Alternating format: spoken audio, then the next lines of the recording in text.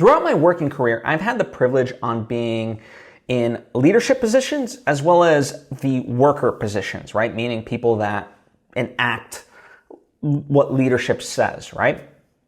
And this has allowed me to really reflect upon some stuff that I want to kind of draw a distinction between, because I've not seen it talked about often, and I think it's a good distinction to make. So let me start with this. I think, in whatever line of work you are in, but I'll just use, let's say, filmmaking, right?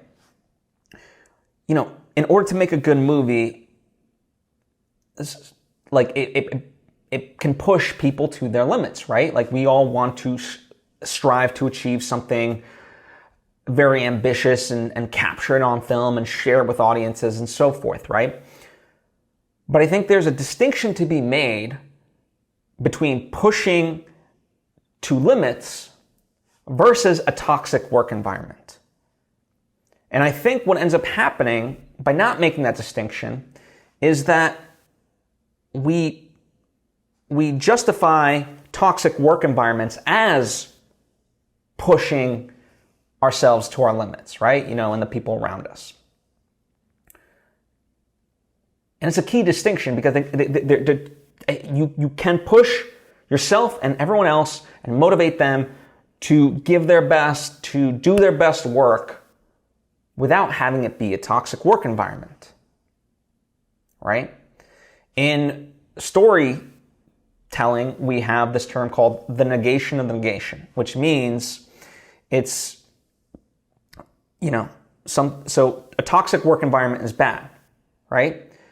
But what's even worse than that is when it's justified as like, oh no, we're doing it for the movie, we're just pushing it to our limits and so forth, right? That's the negation. It's one step more heinous than just a toxic work environment. And so